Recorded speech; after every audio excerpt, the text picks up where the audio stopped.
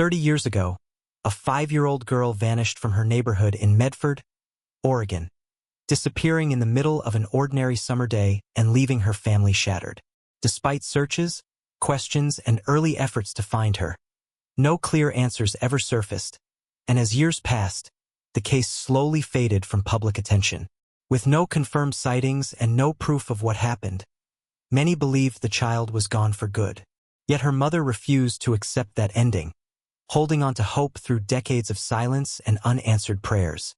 Then, in 2004, a routine DNA submission triggered a discovery no one expected, reopening a case long thought finished and revealing a truth that stunned an entire community. For 30 years, a mother mourned a child she believed was dead. The child wasn't lost. She was taken, renamed, and forgotten by the world. Tonight's story isn't just about a disappearance. It's about how silence can steal decades, and how the truth can still find you. The knock comes just before evening settles in. It isn't loud. It isn't gentle. It carries weight. The kind of knock that doesn't belong to salesmen or neighbors. The kind that makes a body react before the mind understands why. Inside the house, a woman freezes. For 30 years, she has lived with a quiet kind of pain. The exhausting kind that never leaves, only changes shape. She has learned how to breathe around it, how to exist without expecting answers, how to survive nights filled with questions no one ever returned. She opens the door anyway. 2 people stand on her porch. Strangers. Their posture is stiff. Their faces are already heavy, as if this moment has followed them for miles. They don't ask how she's doing. They don't sit. One of them speaks, and with a single sentence, time collapses. "We believe your daughter is alive." 30 years vanish in an instant. 30 years of waiting. 30 years of being told to let go. 30 years of living as though hope itself was dangerous. And suddenly, the past is standing at her door, demanding to be faced. The woman doesn't cry. Not yet. Shock holds her in place, cold and unforgiving. Her mind scrambles, reaching for something solid, something logical, but nothing makes sense anymore.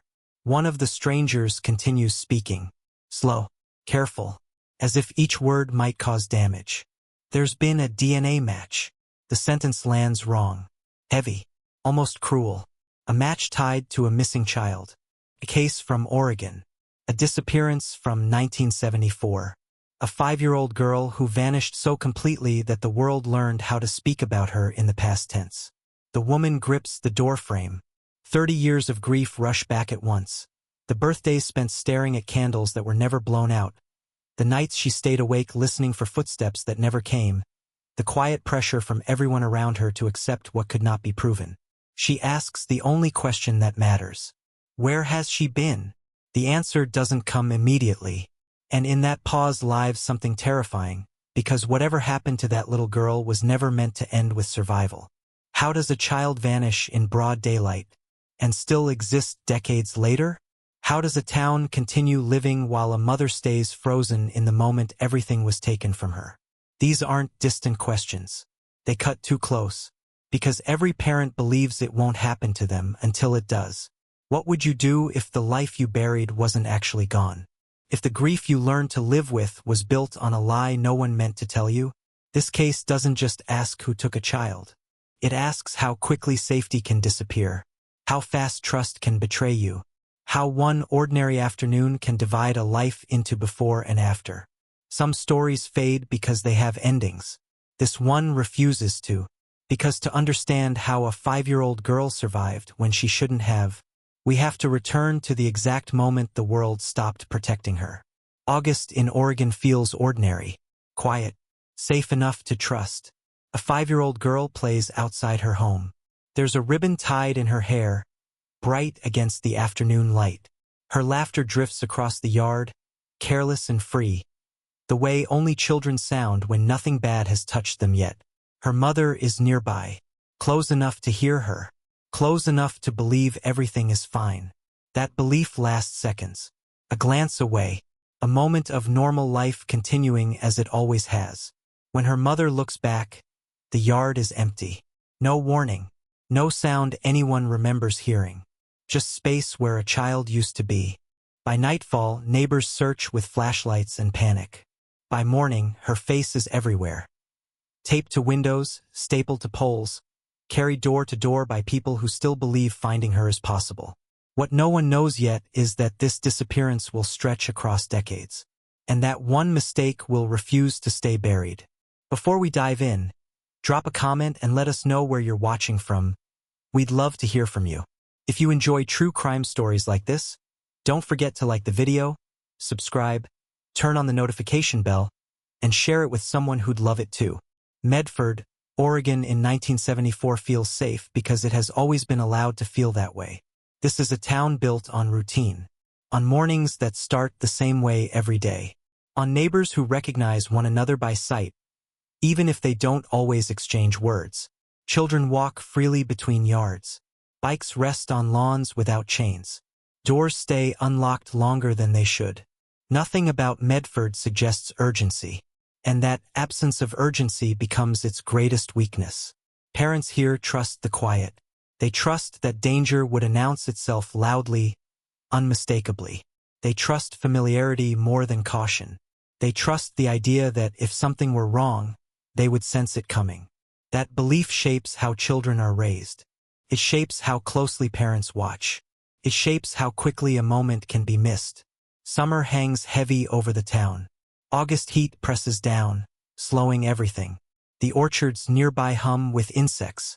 The air smells of fruit and dry grass. Afternoons stretch longer than they should, filled with nothing that feels threatening. This is the world Joanne Patrick believes in. She believes in letting her child breathe, in giving space instead of fear, in trusting that Medford will protect what belongs to it. Because this town has always felt like the kind of place where children grow old. No one here is prepared for the idea that safety can fail without warning, that something can be taken without noise, that an ordinary day can quietly mark the beginning of a lifetime of grief. Lurene Patrick is 5 years old, and the world still makes sense to her. Not because it's kind, but because she hasn't learned yet how quickly kindness can disappear. She moves through her days with the confidence children have when they believe adults will always catch them before they fall. She's curious in small, harmless ways. She talks while she plays, creating rules only she understands.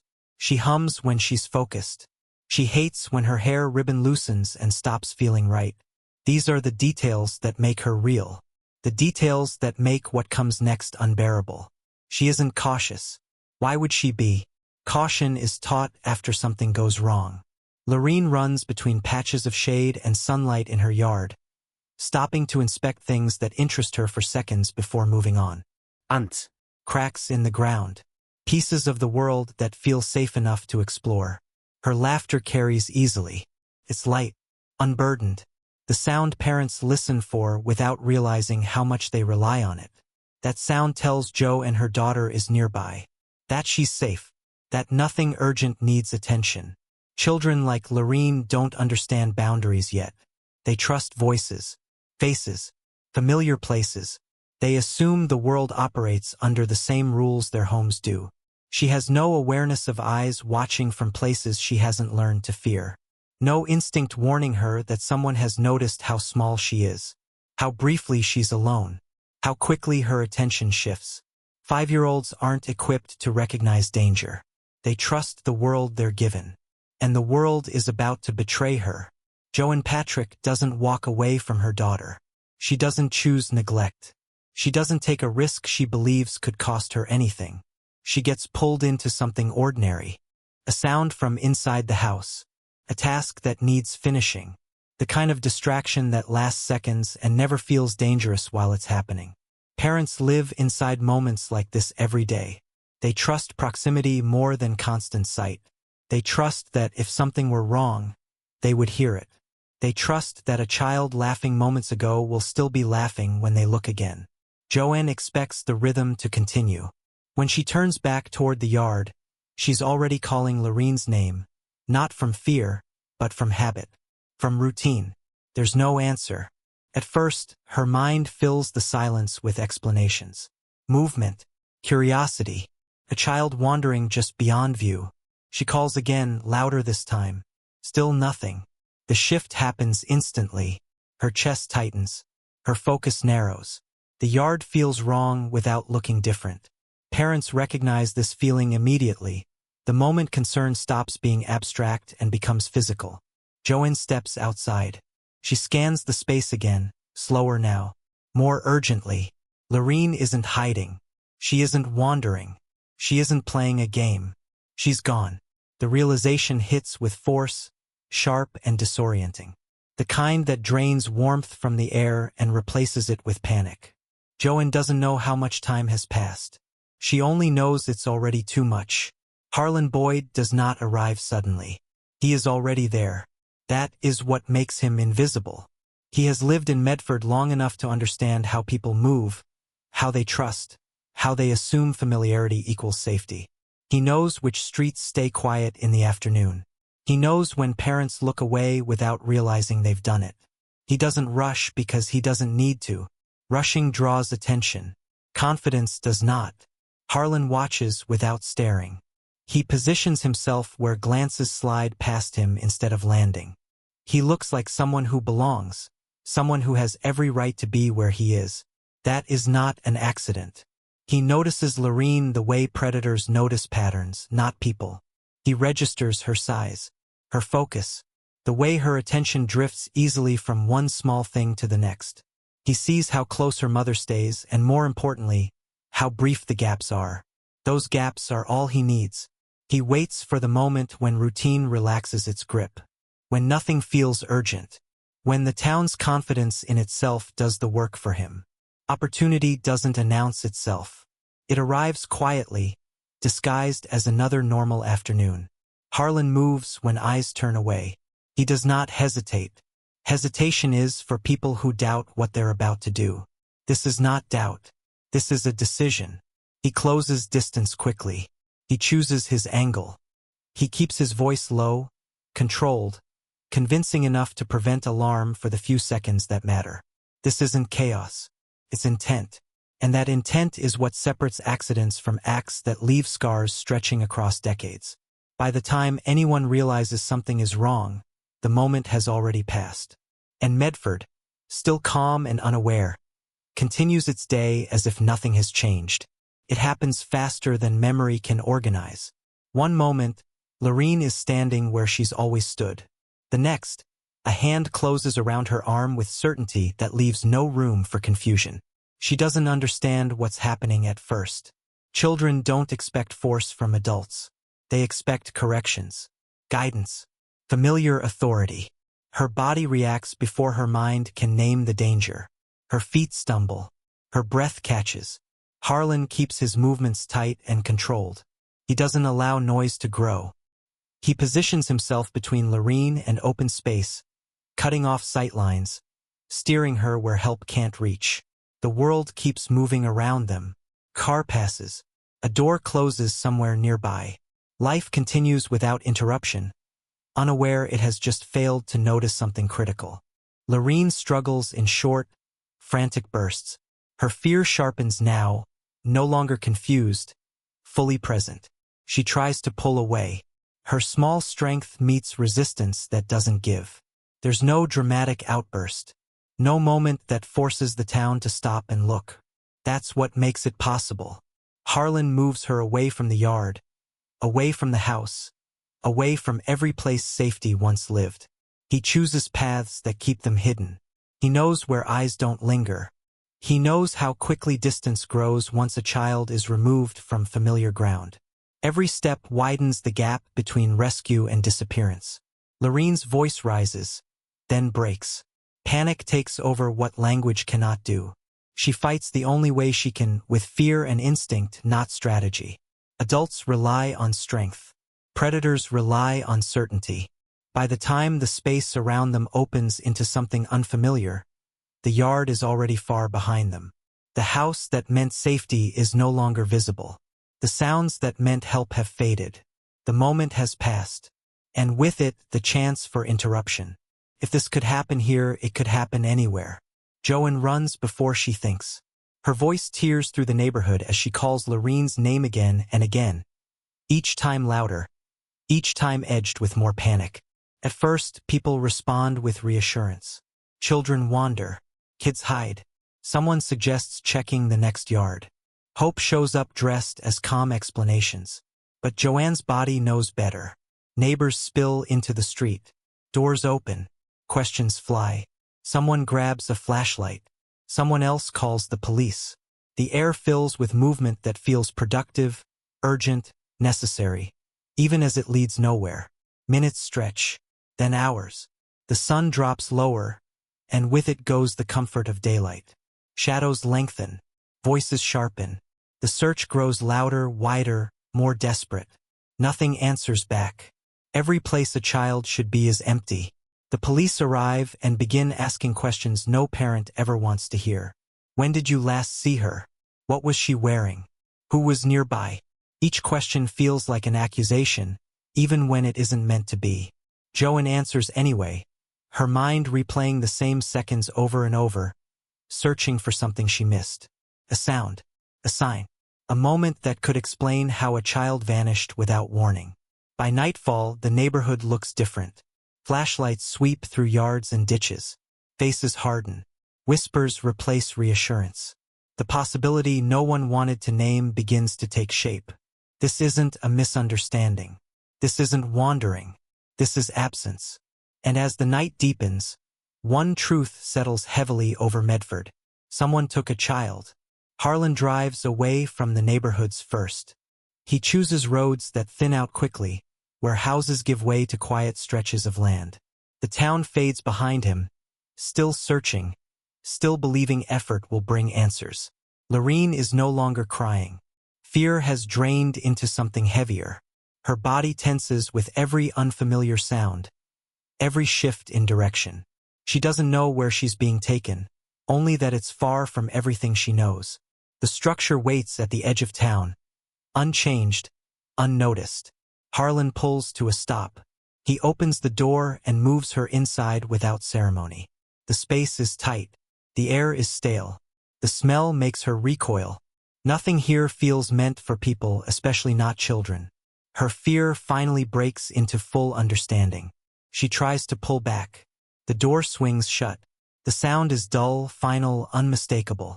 Outside, Medford keeps searching for a child it believes is still close. Inside, Lurene is sealed away from every voice calling her name. If this moment unsettles you, stay with us. Knowing how danger enters ordinary days matters. The building sits far enough from town to be forgotten. Not hidden, just ignored. It's the kind of place people drive past without registering. A structure that blends into the background of rural life, serving no clear purpose to anyone who doesn't already know it exists. Inside, the air barely moves. Heat settles and stays. The walls trap it, thick and heavy, pressing down until breathing feels like effort. Every surface holds the day's warmth, refusing to release it even as hours pass. The smell hits first. Old wood, dust, something damp that never fully dries. The kind of smell that tells you this place isn't meant to be occupied, especially not by someone small. When Lurene is pushed inside, sound disappears almost instantly. No traffic, no voices, no familiar noise from the world she knows. Just stillness. Her feet scrape against the floor as she stumbles forward. Her hands brush rough surfaces she doesn't recognize. Nothing here feels safe. Nothing here makes sense. The door closes behind her. That sound changes everything. The space becomes sealed. The heat becomes unbearable. The silence becomes loud in its own way, pressing against her ears until she can hear her own breathing too clearly. Fear tightens her chest. She cries out at first. Sharp, panicked calls that go unanswered. The walls absorb her voice, offering nothing back. She moves toward the door, pulling, pushing, hitting it with small fists that leave no mark. No one responds. Time stretches. Seconds lose meaning. The air feels thicker with every breath she takes. Children measure danger differently than adults. For Lurene, danger isn't a thought. It's a feeling that fills her whole body, leaving no room for anything else. And somewhere outside that sealed space, the world continues moving, unaware a child has been locked away in heat and silence.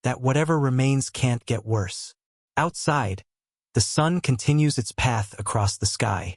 Inside, a 5-year-old lies motionless on the floor, and Harlan walks away believing the danger has passed. The door closes again, and with it, the last trace of movement leaves the room. Heat settles immediately. Without the door opening and closing, the air becomes trapped, thick and unmoving. The walls hold the warmth like a lid pressed down too tight. Sweat on Lurene's skin no longer cools her. It only keeps the heat close. Her body lies still on the floor, too still. Time stretches without markers. No light shifts enough to signal passing minutes. No sound breaks the quiet. The space exists in a suspended state, sealed off from the world that continues beyond it. Her chest rises barely. Each breath is shallow, uneven, delayed. Her body clings to the smallest rhythm it can manage, fighting without intention, without awareness. The heat does not ease. It presses harder as the afternoon drags on, filling her lungs with air that feels used up. Her heart struggles, slowing, then forcing itself forward again. A fragile pattern forms, one that could stop at any moment. She does not wake. She does not cry. Her body is doing something quieter, more desperate, holding on without permission. Sweat pools beneath her. Her hair sticks to her face and neck. Her skin remains flushed, overstimulated, overwhelmed. The floor beneath her offers no relief. It only reflects the heat back into her small frame. Minutes turn into hours. 3 of them. 3 hours where no one checks the door. 3 hours where no voice calls her name. 3 hours where the difference between life and death narrows to something nearly invisible. Outside, the day moves toward evening. Shadows lengthen. The air cools everywhere except inside this sealed room. Lurene's heart keeps beating. Not strongly, not confidently, but enough. Against the heat, against the silence, against what should have ended already. If you think this couldn't happen without warning, stay alert. Knowing the risk saves lives. Nothing about this moment makes sense. A body left in sealed heat for hours is not supposed to recover. A child pushed past exhaustion, injury, and suffocating air is not supposed to keep going. Every rule says this should already be over. But Lurene's body doesn't follow rules. Somewhere deep inside her, something refuses to stop. Her heart continues its uneven rhythm, forcing blood through a system pushed far beyond what it was built to handle. Each beat is weak, delayed, uncertain. Yet it happens again and again, stubborn in a way that defies reason. Her breathing shifts, not enough to wake her, not enough to alert anyone watching, if anyone were watching at all. Just enough to move air in and out, shallow and strained, like her body has learned to survive on almost nothing. The heat remains relentless. Her skin stays flushed. Her temperature stays high. Sweat no longer forms the way it should. The room presses down on her small frame, closing in from every direction. Still, she holds on. Not with strength. With instinct. With something older than thought, older than fear. The kind of survival that doesn't ask permission or wait for help. Hours earlier, Harlan had convinced himself the danger had passed. That the problem no longer required attention.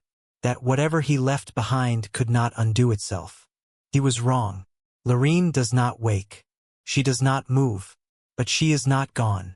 Her body exists in a narrow space between states, balanced on something fragile and temporary. One more degree of heat. One missed breath. One more hour could end it. Yet somehow it doesn't. This is the moment that changes everything, though no one knows it yet. Because survival here does not look like victory. It looks like silence. It looks like stillness. It looks like a child who should not be alive, and somehow still is. Evening arrives without ceremony. Outside, the air cools. Crickets begin their steady chorus. The day releases its grip on the town, and Medford settles into night, believing the search will resume again at dawn. Inside the workshop, nothing improves. The heat loosens only slightly, clinging to the walls and floor like it refuses to let go. The space remains sealed, holding every breath that's been taken inside it. Lurene lies where she was left, her body unchanged in position, her condition invisible to anyone who isn't looking closely. Time passes. Then footsteps approach. Harlan returns under cover of darkness, moving with the confidence of someone who believes the situation is finished. He unlocks the door and pulls it open, expecting stillness to confirm what he's already decided. Cooler air rushes in. It brushes across Lurene's skin, faint but noticeable.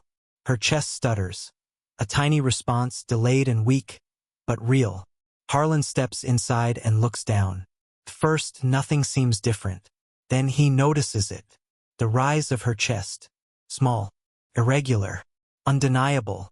For a moment, his certainty fractures. Annoyance replaces relief. Calculation replaces assumption. He hadn't planned for this part. Survival complicates things.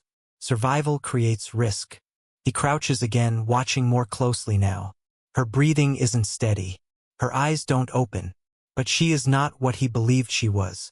Alive demands decisions. The workshop, once silent, feels tighter with him inside. The night presses against the walls, listening without sound.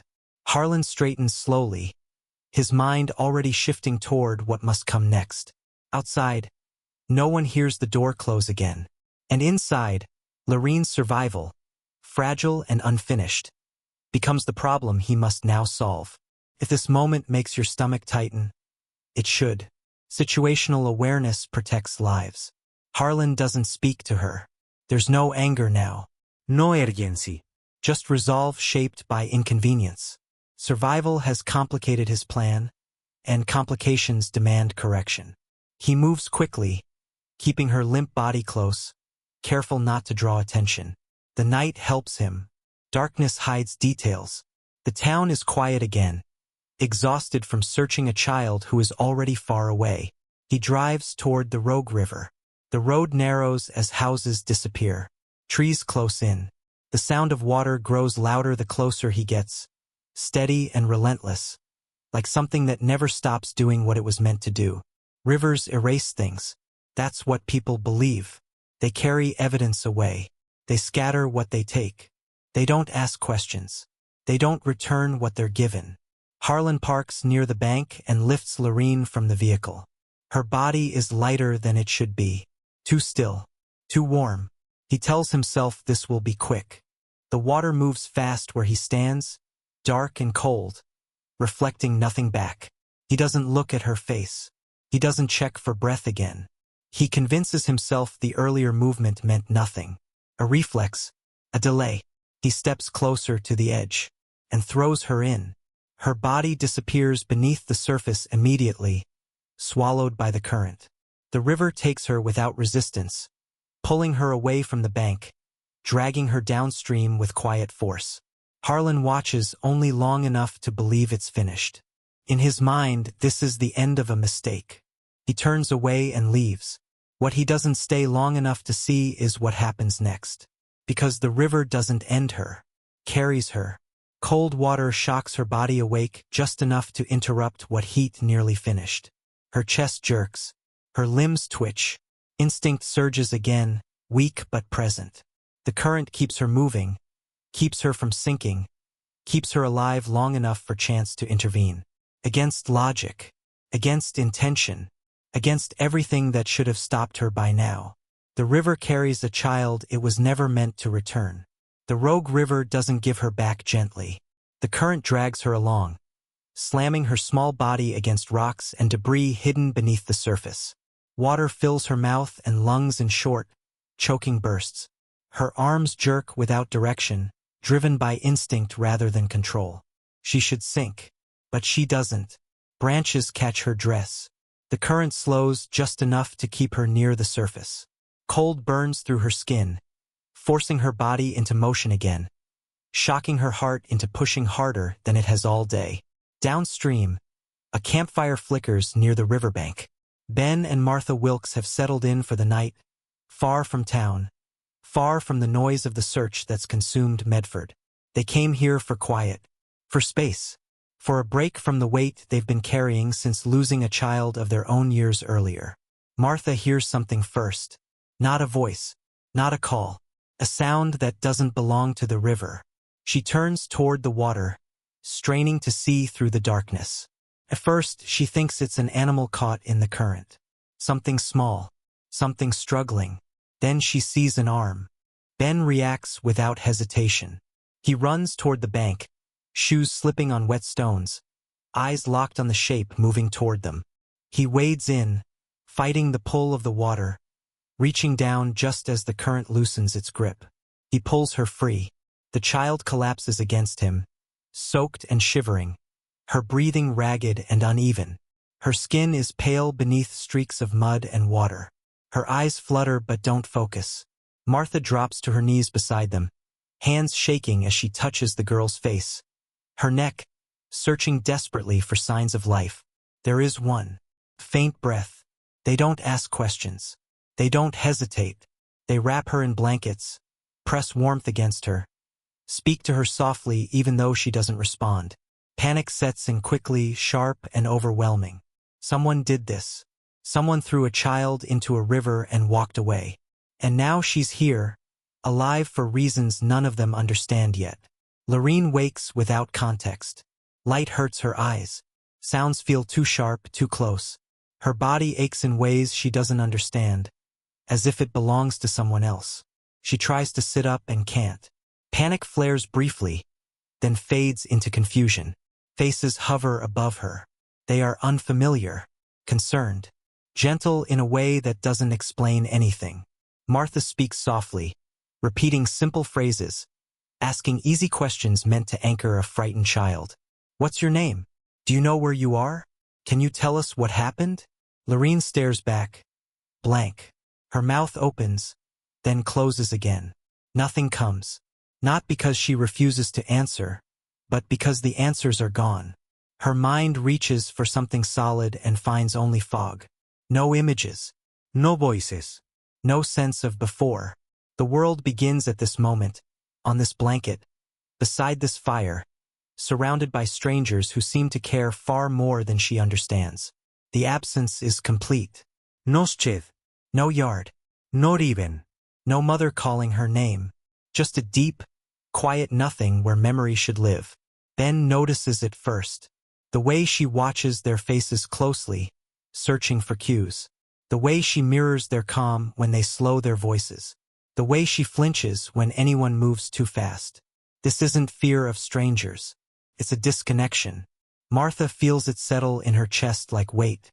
She has seen this kind of emptiness before, the kind that follows loss so severe the mind protects itself by shutting doors. They ask again gently. Lurene shakes her head. She doesn't know who she is. She doesn't know where she came from. She doesn't know that somewhere upstream, a town is still searching for her, calling her name into the night. All she knows is that these people pulled her from the water, and that right now they are all she has. Ben and Martha don't sleep that night. They sit close to the child, watching her chest rise and fall, counting breaths without realizing they're doing it. Every sound makes them tense. Every movement pulls their attention back to her face. Morning brings clarity and panic. A child doesn't end up in a river by accident. Someone hurt her. Someone let her go. And if that person is still nearby, bringing her to authorities feels dangerous in ways they can't fully explain yet. Martha voices it first. What if they're looking for her? The question hangs between them. Ben thinks about the marks on her body, the confusion in her eyes, the complete absence of memory. He thinks about how small she is, how dependent she would be on adults who might not protect her if they don't understand what happened. They talk in low voices, careful not to let fear spill over into the space she occupies. Calling the police seems obvious. It's also terrifying. What if the person who hurt her claims she belongs to them? What if the system sends her back into danger because there's no proof of anything else? What if this is an abused child someone tried to get rid of? Their own loss sits silently beneath every thought. They know what it feels like to lose a child and never get answers. That pain colors their judgment now, whether they admit it or not. By midday, they make a choice they will carry for the rest of their lives. They don't report her. They tell themselves they are protecting her, that they will give her time, that once she's stronger, once she can speak, they'll figure out the next step. But time has a way of turning choices into realities. They cross state lines quietly. No paperwork. No questions asked. Just distance and the belief that distance equals safety. Before night falls again, they give her a new name. Penny. A name chosen gently, meant to sound warm and familiar. A name not connected to missing posters or search parties or a mother lighting candles in a house miles away. Lurene Patrick disappears completely, and Penny Wilkes begins. Penny grows into her new life quietly. There are no announcements. No explanations. Just a slow adjustment to a world that asks nothing about before.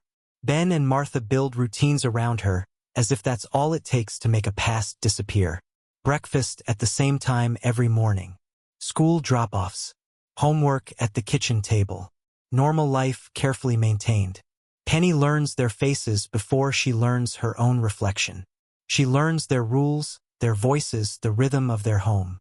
She accepts them as truth because children accept what keeps them fed, warm, and safe. Questions come later. First, they're small. Where was I born? Why don't I have baby pictures? Why don't I look like either of you? Martha answers gently, vaguely, always with reassurance. Ben deflects, shifts conversations, changes the subject just enough to keep curiosity from turning into something sharper. Penny senses the limits. Children are good at that. She stops asking. School records are created without much scrutiny. A story is offered when needed. A relative's child. A complicated situation. A fresh start. No one looks too closely. People rarely do when answers come quickly and confidence fills the gaps. Penny grows taller, stronger, quieter. Nightmares come and go without images attached to them. She wakes sometimes with her heart racing, her body tense for reasons she can't explain.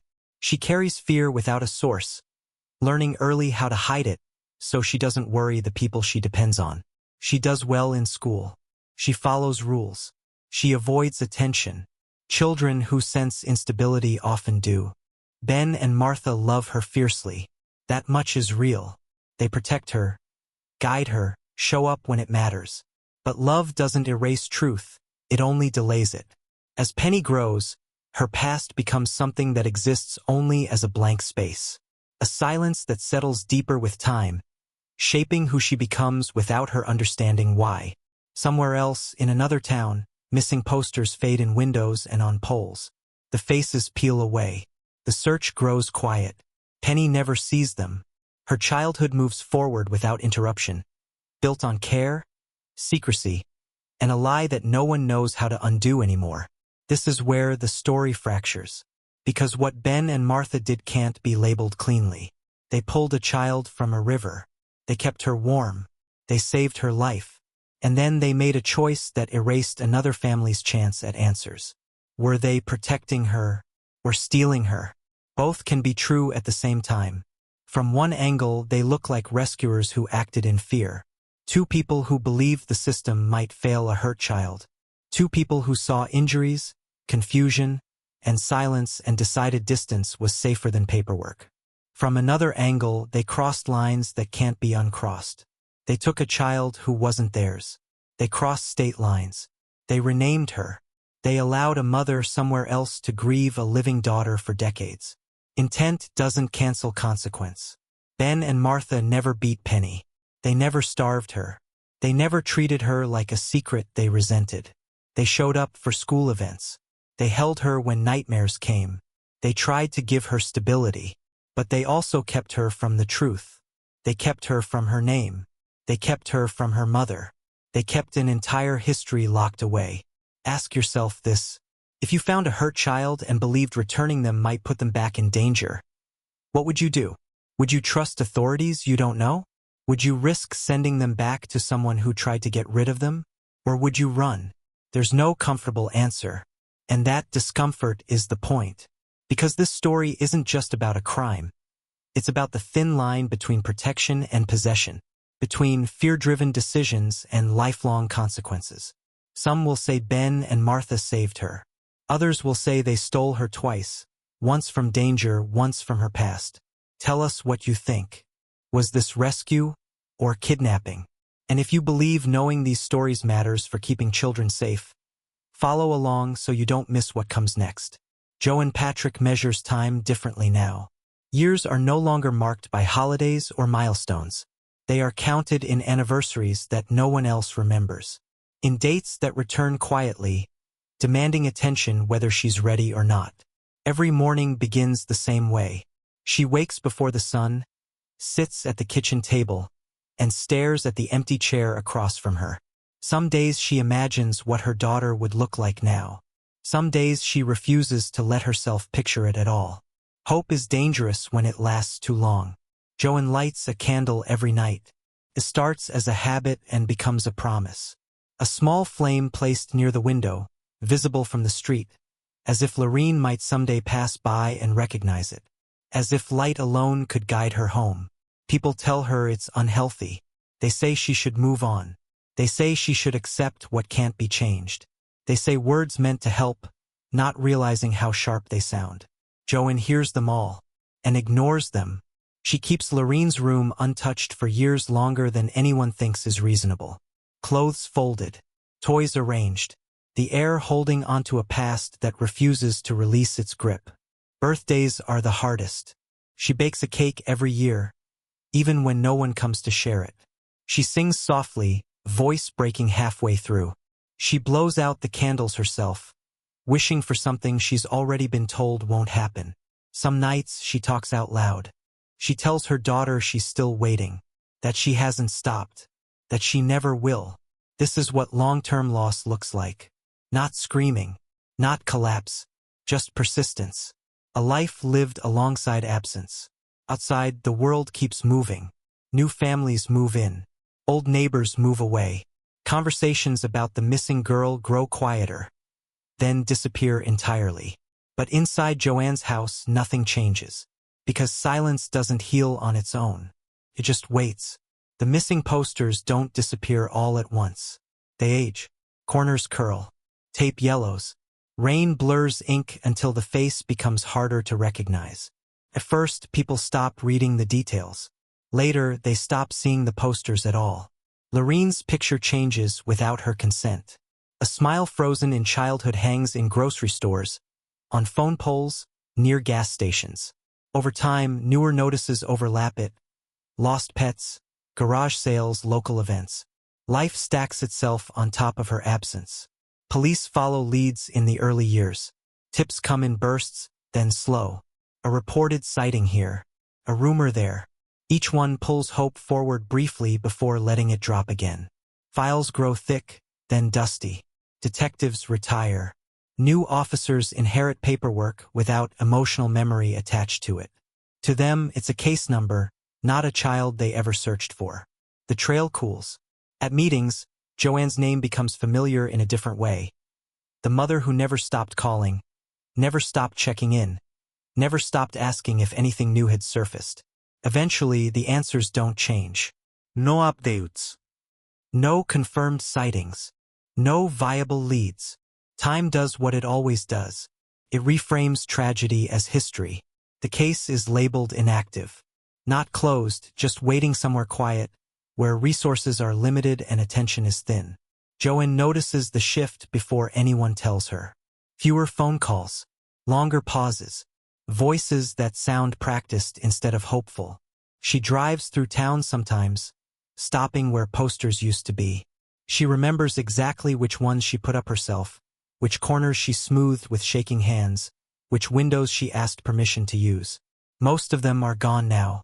Fewer assigned hours. Less urgency attached to a name people believe belongs to the past. Cold cases are heavy. They demand time without promise. They ask investigators to relive failure without certainty of reward. And when departments are stretched thin, attention goes where results feel possible. This one doesn't. The theory settles in quietly. The child is gone. No remains found. No confirmed sightings, no answers. Just probability doing what probability does when decades pass. Joanne is never told this directly. She hears it in tone, in how questions stop being asked, in how updates turn into condolences, in how hope is treated like something fragile she shouldn't hold too tightly. She refuses to accept that. She keeps calling, keeps writing, keeps showing up on anniversaries with the same picture, the same name, the same request. Please don't forget her. Some listen. Most move on. The case survives because one person won't let it disappear completely. Not because of progress, but because persistence leaves marks even when answers don't. Years pass. Technology changes. Methods improve. Databases grow. DNA becomes a possibility no one imagined in 1974. But cases like Lurene's remain untouched, waiting for something new to connect to something old. Waiting for chance. Waiting for truth to surface where no one expects it. And somewhere else, a woman named Penny builds an adult life without knowing her name was ever printed on missing posters. Two lives moving forward on parallel tracks, separated by silence. Penny reaches adulthood without ever questioning the ground beneath her feet.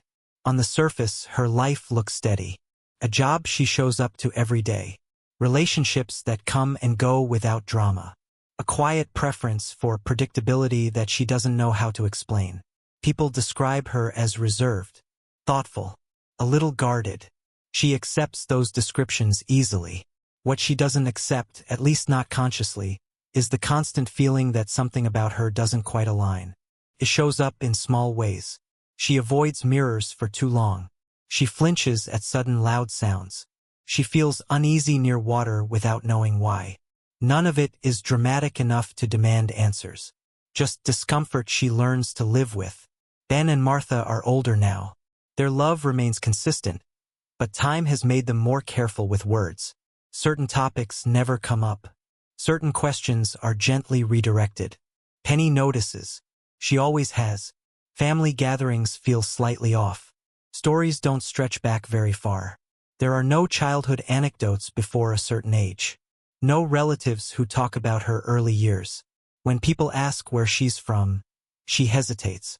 Not because she doesn't know the answer, but because the answer feels borrowed. She tells herself everyone feels this way sometimes. That identity is complicated. That the past doesn't matter as much as the present. Still, cracks form. A form that asks for medical history she doesn't have. A coworker who jokes about inherited traits she can't trace. A passing comment that lands harder than it should. At night, she dreams of running without knowing what she's escaping. Of hands reaching for her just out of sight. Of heat pressing in until she wakes gasping, heart racing. She never tells anyone. Some truths feel too heavy to name without proof. By her early 30s, the questions she's buried begin pushing back. Not loudly but persistently. And for the first time, Penny allows herself to consider something unsettling. What if the life she's lived started later than she thinks? The questions start small. Penny notices inconsistencies she once ignored. Dates that don't line up. Stories that shift slightly depending on who tells them, or how tired they are when they tell them. Ben corrects himself mid-sentence more often now. Martha grows quiet when the past comes up, her smile lingering a second too long before fading. None of it is dramatic. That's what makes it unsettling. Penny begins paying attention in ways she never has before. She listens closely, watches reactions, notices which topics cause tension and which are safe. Her childhood, it turns out, has edges. There are no records before a certain year. No photos from infancy. No stories about first steps or first words. Just a clean beginning that feels less like a memory and more like a starting line. She asks directly one evening, choosing her words carefully. Why don't I have anything from before I was 5? The silence that follows is too long. Ben answers eventually, but the explanation feels rehearsed. Complicated circumstances. A rough early situation. Things better left alone. Martha watches Penny's face closely, searching for signs of distress. That alone tells Penny something important. They're afraid of what she might find. She starts noticing her own reactions more clearly now. How certain names feel familiar for no reason. How certain places pull at her attention when she drives past them. How her body reacts before her mind catches up. The unease grows. She doesn't accuse them. She doesn't push hard enough to cause a break. But once the doubt takes root, it doesn't leave. At night, She lies awake replaying conversations, searching for gaps. She wonders what could be bad enough to justify this much silence. Most of all, she wonders who she might have been before everything went quiet. Answers feel close now, not because someone is offering them, but because the story she's been told no longer holds together on its own. The idea doesn't arrive all at once. It forms slowly, shaped by doubt and late-night searching. Penny scrolls through articles about ancestry kits and genetic databases, reading stories of people who uncovered family secrets they never meant to find. At first, she tells herself it's curiosity, something casual, something harmless.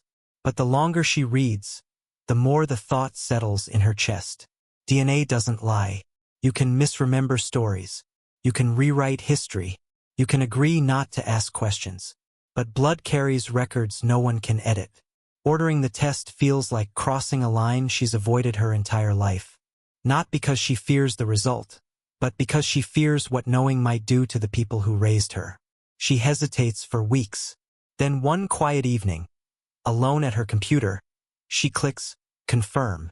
The box arrives days later, unremarkable and small. It sits on her counter longer than it should. She walks past it repeatedly, pretending it isn't there. When she finally opens it, her hands shake. The instructions are simple. Too simple for something that might change everything. She completes the test quickly, seals it, and drops it into the mail without ceremony. No announcement. No conversation. Just action. Waiting becomes its own burden. Days stretch. Weeks pass. Life continues in the meantime, but something has shifted. Every interaction with Ben and Martha feels heavier now. Every casual comment carries weight. They don't know. And Penny doesn't know how she'll tell them, or if she ever will. When the email finally arrives, it doesn't explain anything. Just a notification. Your results are ready. Her heart races as she logs in. She expects clarity. Names. Connections. Instead, she sees a problem. The system flags something unusual. No close matches where there should be. No family lines that make sense. No alignment with the history she's been told. And then, a message appears. Potential mismatch detected. The screen blurs as Penny stares at the words, pulse pounding in her ears. This isn't curiosity anymore. This is confirmation that the life she's lived may not belong to her at all. In 2004, a case no one expected to move does exactly that. It doesn't begin with a confession. It doesn't begin with a witness. It begins with technology catching up to a truth that's been waiting. A cold case unit reviews older files as part of a broader initiative. Not because they expect miracles, but because advances have changed what's possible. DNA databases are larger now. Cross-referencing is faster.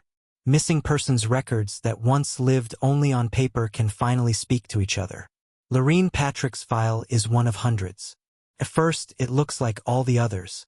A missing child. No remains. No confirmed sightings. Decades of silence. But one detail stands out. The age progression images. The unanswered biological questions. The lack of resolution that never sat right. A technician runs the name again. Not out of hope, out of procedure. And then something hits. A partial DNA profile recently uploaded from a private testing service flags as a possible match. Not a direct hit yet, but close enough to demand attention. The room goes quiet. Cases like this don't light up systems often. When they do, no one speaks until the data finishes processing. Everyone understands what this could mean and how rarely it actually does. The confirmation takes time. Cross-checks, secondary verification, a review of old medical records, birth timelines, missing child reports. Each step tightens the connection. This isn't coincidence. This isn't error. The numbers align. A woman in her 30s, living under a different name, shares genetic markers that trace directly back to Joe and Patrick. A child long believed gone is not only alive. She's been living an entire life somewhere else. The room shifts from disbelief to urgency. Phones come out. Supervisors are notified. The case file is reopened officially for the first time in decades. Someone says it out loud. We found her. 30 years of waiting condense into a single moment. And somewhere across town, Joan Patrick is about to receive a call she stopped expecting a long time ago. Joan Patrick answers the phone the same way she always has. Careful, measured, prepared for disappointment. After 30 years, unexpected calls don't bring hope anymore. They bring apologies. They bring reminders. They bring well-meaning voices explaining why nothing has changed. So when the voice on the other end introduces themselves and mentions her daughter's name, Joanne doesn't speak right away. She grips the receiver. The room feels smaller. The caller chooses words slowly, deliberately, aware that a single sentence could reopen wounds that never fully closed. They tell her the case has been reviewed again.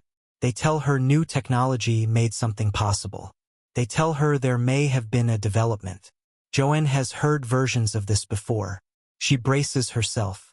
Then the sentence changes. There's a strong indication your daughter is alive. Time stops working the way it should. Joanne's knees give out, and she sinks into the nearest chair, hand pressed to her chest as if to steady her heart. The words echo, bouncing against disbelief built over decades. Alive. Not found remains. Not confirmed loss. Alive. She asks the same question 3 times, her voice breaking differently each time. Are you sure? Are you absolutely sure? Please don't say this unless you mean it. The caller explains the DNA connection, the match, the verification process, the precautions being taken to avoid mistakes. Joanne hears everything and nothing at once. She thinks of birthdays spent alone, of candles burned down to nothing, of nights she begged a silent house for answers. She cries, then laughs, then cries again. Overwhelmed by emotion she never allowed herself to imagine fully. There's another part to the call. They tell her her daughter doesn't know yet, that she's been living under a different name, that the truth will come carefully, slowly, that reunions like this are delicate. Joanne nods even though no one can see her. She agrees to wait. Waiting is something she knows how to do. But this time it's different, because for the first time in 30 years, waiting comes with direction, with purpose, with the promise that silence is finally about to break. Penny doesn't learn the truth in a rush. It comes carefully, step by step, guided by professionals who understand how fragile this moment is.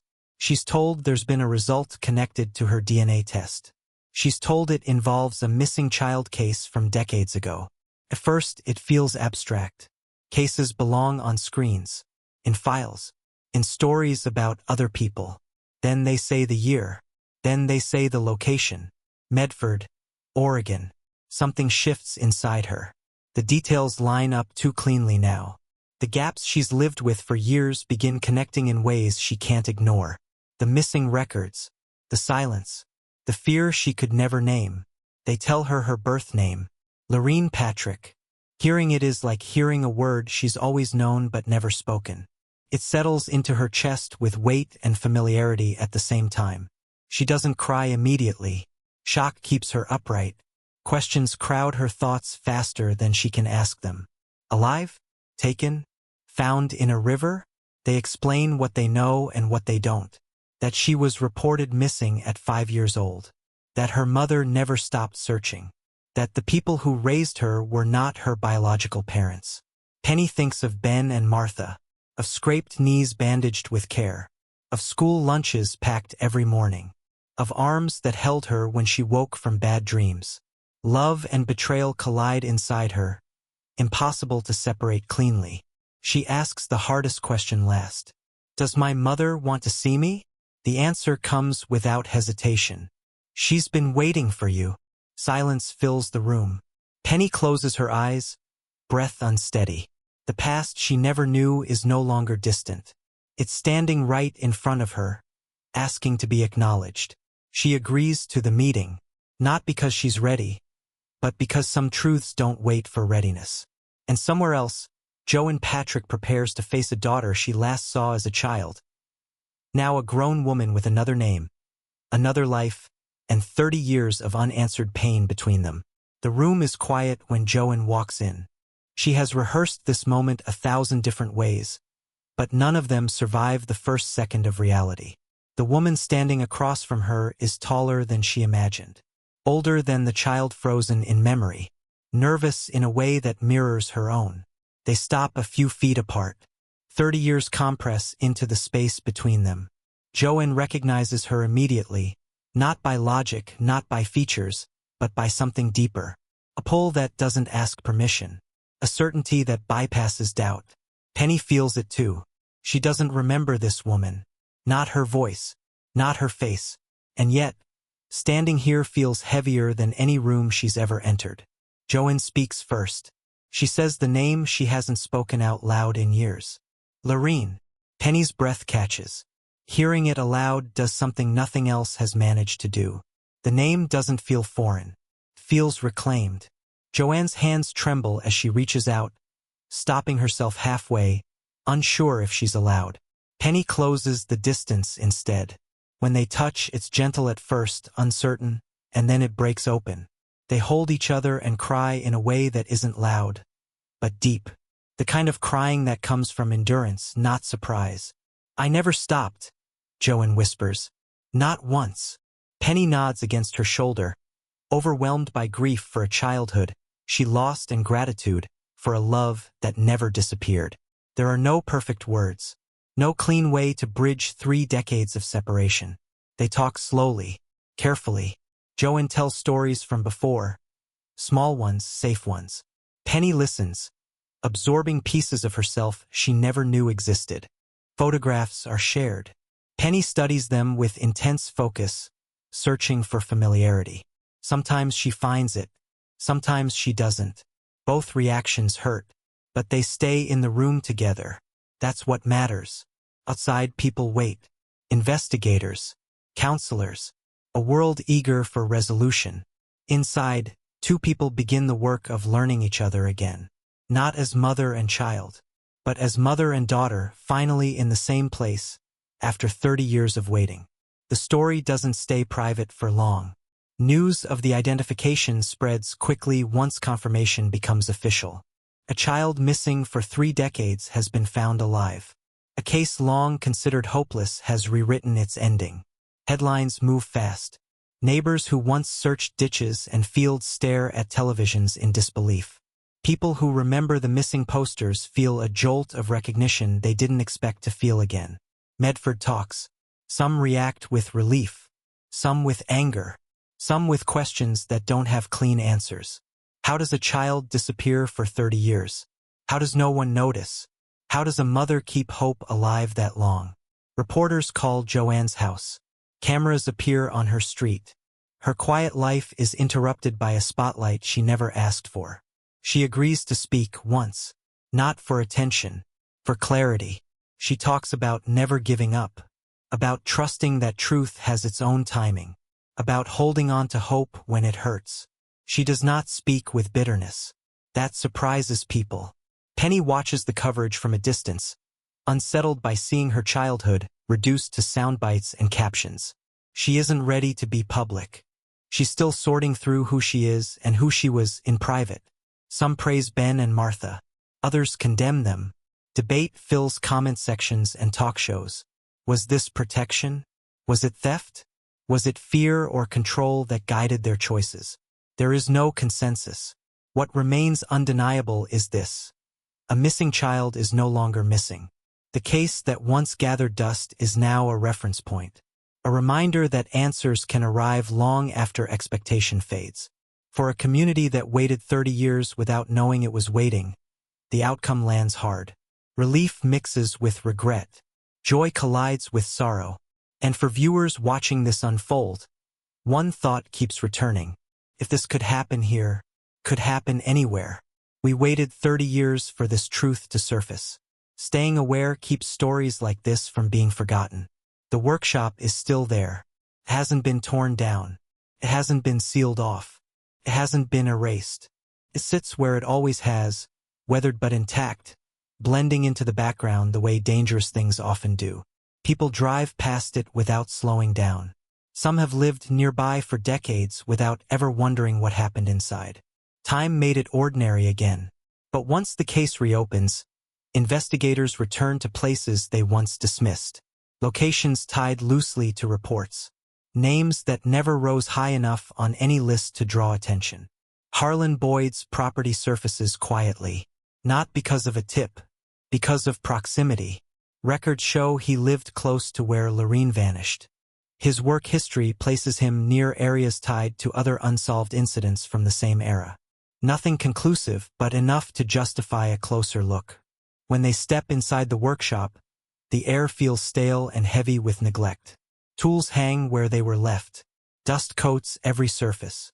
The building hasn't changed much since the 70s. That matters. Investigators document everything. Marks on the floor, structural details, old repairs that don't match the rest of the space. Samples are collected, carefully, methodically, sent for testing using technology that didn't exist when the building was last examined. Results come back quietly, then unmistakably. Traces link the space to Lurene, not assumptions, not theory, physical confirmation. The room everyone ignored for decades becomes the center of a case that refuses to stay buried any longer. And the most unsettling realization settles in fast. This wasn't some hidden location far from town. This was next door. Harlan Boyd doesn't run. By the time investigators knock on his door, he's older, slower, settled into routines shaped by years of believing the past was buried deep enough to stay quiet. He answers calmly. The questions begin casually: work history, neighbors, memories of the 70s. He plays along, offering vague answers, shrugging at details he claims not to remember. Then the tone shifts. They mention the workshop. They mention Lurene Patrick. For the first time, something cracks. It's subtle. Pause half a second too long. A tightening around the eyes. The practiced ease he carries falters just enough to notice. They don't accuse him outright. They don't need to. Evidence speaks where words fail. Forensic results are laid out carefully. Dates, locations, physical links that don't care how much time has passed. The kind of information that doesn't ask for permission to be true. Harlan listens without interruption. When they tell him he's being taken into custody, he doesn't protest. He doesn't ask why. He doesn't act surprised. Neighbors watch from windows and doorways as he's led away. The scene feels unreal. The man who waved politely, who lived quietly, now framed by flashing lights and unanswered questions. Whispers spread fast. That guy? Him? People replay years of small interactions in their heads, searching for warning signs they didn't know to look for. Familiarity becomes suspicion in an instant. At the station, Harlan says little. He doesn't confess. He doesn't deny. He sits in silence, the weight of exposure pressing in around him. And for the first time since 1974, the person responsible for destroying a family's life is no longer hidden by time or anonymity. The arrest sends shock through the community, not because evil arrived, but because it had been there all along. Unnoticed, unchallenged, living close enough to wave hello. The search doesn't stop with the arrest. Once Harlan Boyd is in custody, investigators widen the scope. They don't assume this was an isolated act. They've learned not to. They search his property thoroughly this time. Inside the workshop, hidden in a rusted cabinet pushed against the wall, they find notebooks. Old ones, worn, pages yellowed and brittle from age. They aren't diaries. They're records, dates, locations, brief notes written without emotion. Nothing descriptive. Nothing dramatic, just enough to suggest repetition. Investigators recognize the pattern immediately. These aren't memories. They're confirmations.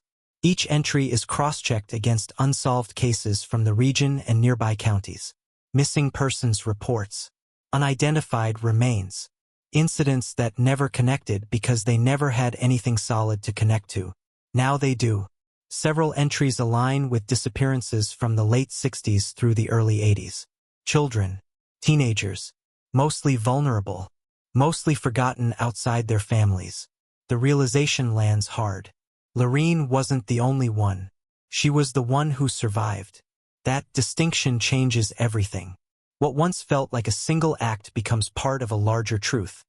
One that forces the community to confront how many warnings were missed, how many questions went unasked, How many quiet assumptions allowed harm to continue unchecked? Investigators notify families where possible. Some have waited decades for answers. Others never expected to receive any at all. Reactions vary. Grief resurfaces. Anger explodes. Relief comes tangled with rage. For every family that finally learns the truth, there are years that can't be given back. And for the town, the damage deepens. This wasn't a stranger passing through. This was someone known, someone nearby, someone overlooked. The notebooks are cataloged as evidence. Each page a reminder that silence protects the wrong people when it's left unchallenged. And one question hangs over everything now. If this had been caught earlier, how many lives might have been spared? Medford doesn't know how to hold this truth. The arrest fractures something that once felt stable. Streets that seemed familiar now feel exposed. Memories are revisited with a new lens, and comfort turns into doubt almost overnight. People talk in low voices at grocery stores, church, at school pickup lines. Conversations circle the same questions again and again. How did we miss this? How close was he to us? Could this have been stopped? Some remember Harlan as quiet, polite, unremarkable, the kind of man you don't look twice at. That realization unsettles them more than anger ever could. Because monsters aren't supposed to blend in. Community leaders hold meetings. Counselors are brought in. Parents grip their children's hands a little tighter, replaying past freedoms with new fear. The workshop becomes a symbol, not of what happened, but of what was ignored. People drive by it slowly now. Some stop and stare. Others refuse to look at it at all. The building hasn't changed, but its meaning has. What once faded into the background now demands acknowledgement. Local media revisits old footage, old interviews, old assumptions. They replay statements made decades ago, words meant to reassure that now feel hollow. Trust erodes, not just in neighbors but in systems, in instincts, in the belief that danger announces itself clearly. Families connected to other unresolved cases speak out for the first time. Some express gratitude for answers. Others express fury that it took so long. There is no single reaction that fits. What binds the town together now isn't unity. It's shock. The understanding that safety is fragile when silence goes unchallenged. And as the weight of what was allowed to happen settles in, one uncomfortable truth becomes impossible to ignore. This didn't happen because no one cared. It happened because no one looked closely enough. This is the question that refuses to settle. Not in courtrooms. Not in living rooms. Not in the minds of parents replaying old choices with new knowledge. Could this have been stopped? There were no dramatic warnings. No public outbursts. No obvious signs that forced action. What existed instead were small moments. The kind people dismiss because they don't want to believe what they might mean. A child seen walking alone. A workshop people didn't ask about. A man who kept to himself just enough to avoid notice. Nothing illegal on its own. Together, devastating. The truth is uncomfortable. Prevention often fails not because of ignorance, but because of hesitation. Because speaking up feels awkward. Because accusing someone feels worse than staying quiet. Harlan Boyd didn't rely on brilliance. He relied on indifference, on routine, on trust without verification, on the belief that someone else would notice first.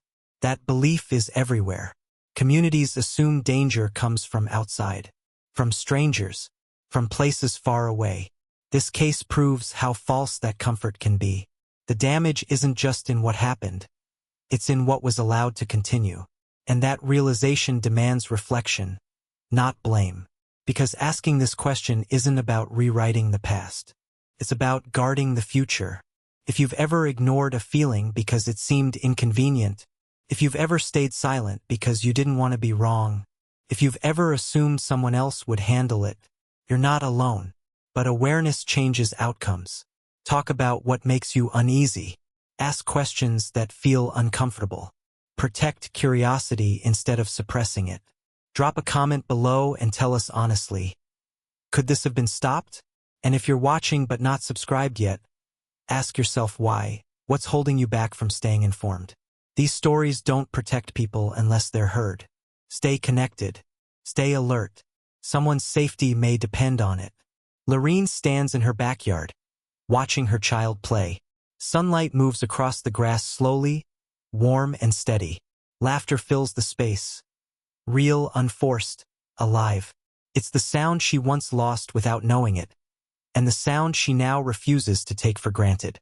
Motherhood changed her in ways she didn't expect. Not because it came easily, but because it didn't. Every scraped knee triggers a memory she can't fully access. Every moment of silence makes her alert. Every goodbye lingers longer than it should. She doesn't panic. She prepares. Love, for her, carries vigilance. She teaches her child boundaries early. About voices that matter. About trusting instincts. About speaking even when it feels uncomfortable. These lessons aren't fear-driven, they're survival-driven. And they matter. Joanne watches from the porch. Age has softened her movements but sharpened her awareness.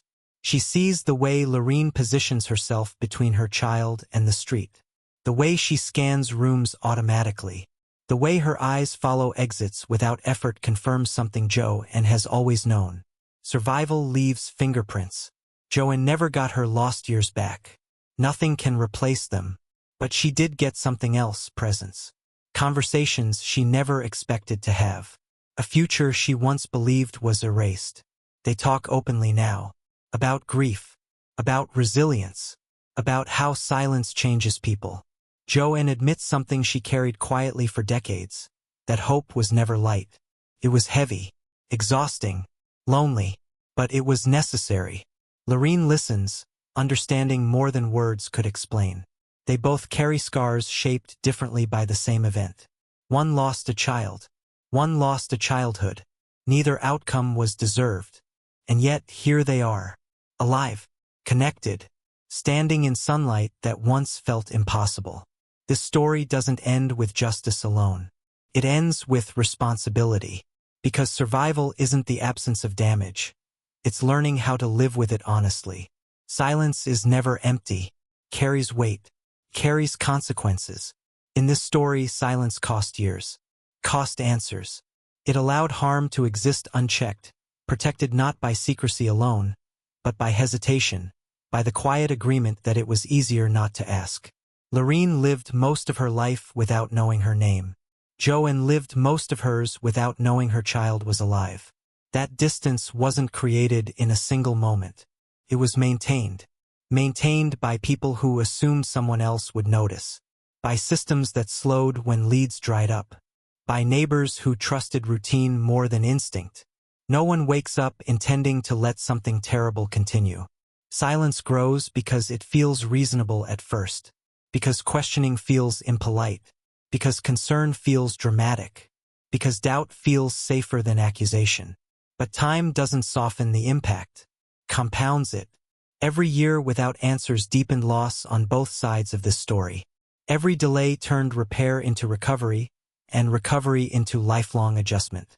The cost wasn't only paid by one family. It spread outward. To other families who waited for calls that never came. To a community that learned too late that safety depends on participation, not assumption. Silence didn't protect peace. Protected harm. That's the lesson this case leaves behind. Not that danger is everywhere, but that awareness must be. That speaking up isn't betrayal. That asking questions isn't overreacting. That paying attention is a form of care. Lurene's survival was extraordinary. But survival shouldn't depend on chance.